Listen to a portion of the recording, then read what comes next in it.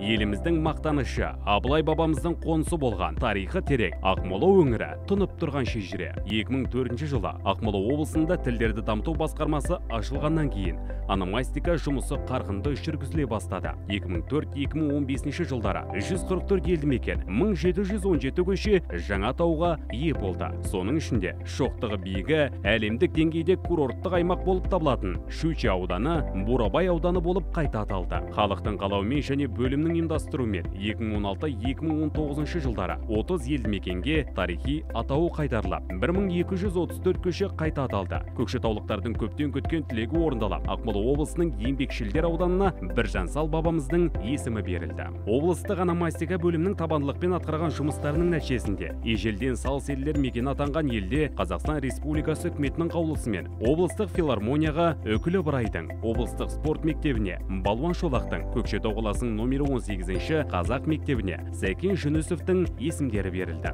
Облыс аумағындағы Малотимофеевка, Антоновка, Красноярка, Максимовка сияқты мән мағынасыз елмекен атауларына ежелгі Аққайың, Алтынды, Жарлыкөл, Байқоныс атаулары қайтарылды. Ақмола облысы ішкі саясат басқармасының тілдер дамыту және ономастика бөлімде 6 маман жұмыс істейді. Олардың үшеуі ономастика саласымен айналысады. Талпақова Айгүл Дүзелбайқызы, тілдер дамыту және ономастика бөлімінің басшысы, облыстық ономастика комиссиясының хатшысы. Жұмағұлова Әсем Байқалқызы, тілдер дамыту және ономастика бөлімінің бас маманы. Оспанов Дулат Дастанұлы, тілдер дамыту және ономастика бөлімінің бас маманы.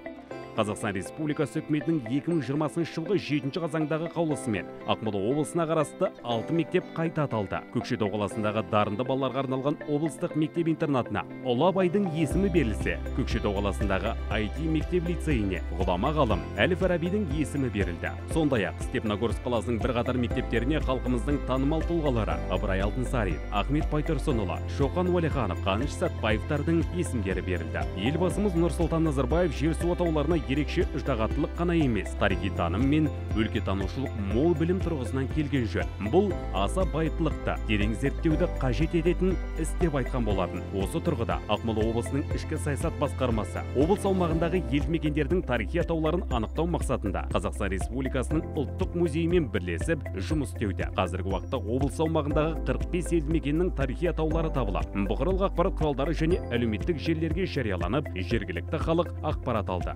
Биылғы жылы Ақмола облысының топономикасын зерттеу мәселелері атты арнайы жоба арқылы облыстағы елді мекендердің тарихи атаулары зерттелуде. Елімізге белгілі ғалым Жамбыл Артықбаевтың басшылығымен көптеген игілікті жұмыстар жүргізіліп жатыр. Ұлттық санаққа байланысты мораторий мерзімі аяқталса, облыс бойынша идеологиялық тұрғыдан ескірген елді мекендер және көше атауларын өзгертуге дайынбыз.